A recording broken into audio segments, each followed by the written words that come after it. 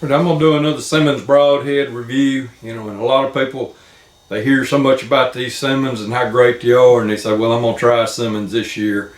And probably the hardest decision they have to make is which Simmons do I shoot.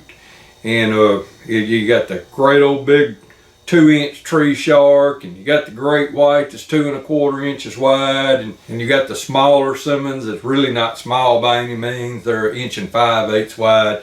So which one do you shoot? Now, a good one, maybe to start with, if you're having a little trouble deciding, the middle of the road Simmons is probably this Simmons Timbershark. And this is Dave's design, the one where the blades come back into the arrow, so you might have to shoot a little longer arrow, and to keep from bumping your finger. But this is a great middle of the road Simmons. It's not the smallest Simmons. It's not the biggest one.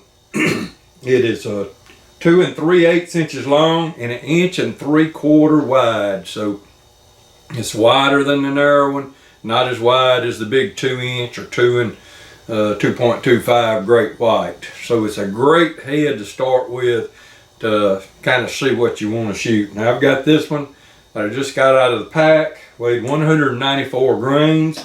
I've got these that I shot last year that I modified, put bleeders, added bleeders on, and I gave it a little more keen bevel, single bevel the tip, so I lost a little length there, I lost a little weight in making a keener bevel, and it came down to like 180 grains. So you can modify these things basically to make them weigh whatever you want. And maybe a good thing to do on these, you know, and occasionally you may not get all the way through a deer because they are a little bit wider.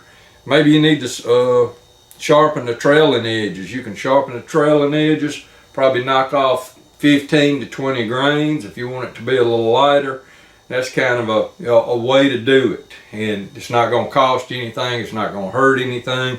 You just have to be super careful when you're pulling them out of a target, because the backside will be sharp and it can really gash you open big. So that's the one thing you have to be careful of. These heads have got a great tip to arrow ratio of leverage, not much leverage from the tip. So, you know, you can shoot an arrow that's not really the most sturdy arrow, and you're still probably not going to snap an arrow right behind the insert because it's got such a short amount of leverage right there. And that's probably part of the reason for Dave designing it this way.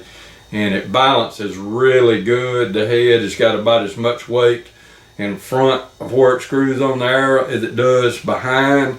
It really helps it to balance great. It's a great flyer. Flies wonderful out of a bow. And I'll get out here and shoot it one time and let y'all see how it flies. And another thing I want to add before I get out here and shoot it is when I modified this Simmons for bleeders, it had such a little amount of material in front of the ferrule.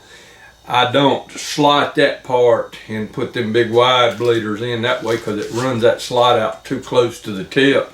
What I do with these is I slot the ferrule and just glue I don't go all the way through. I just put a little slight recess in there, and I glue these German blades in. This is not a one-piece blade here going all the way through. This is this side, a little triangular shape, and then this side is another triangular shape.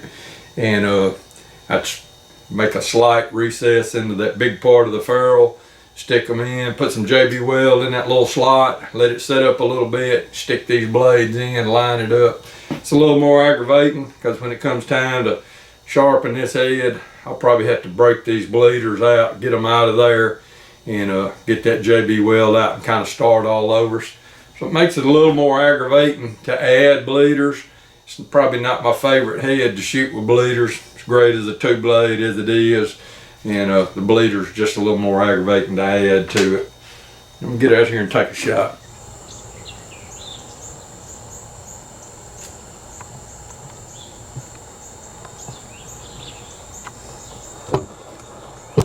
A city rabbit wanted to be part of the video. He's gonna be part of lunch if he keeps hanging around.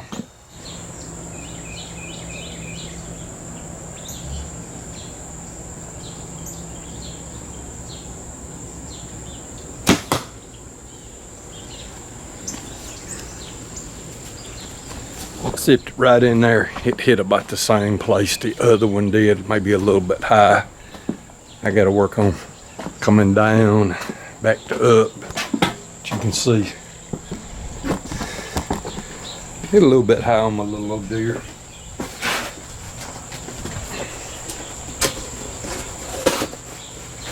Hit right here, cut a nice big hole.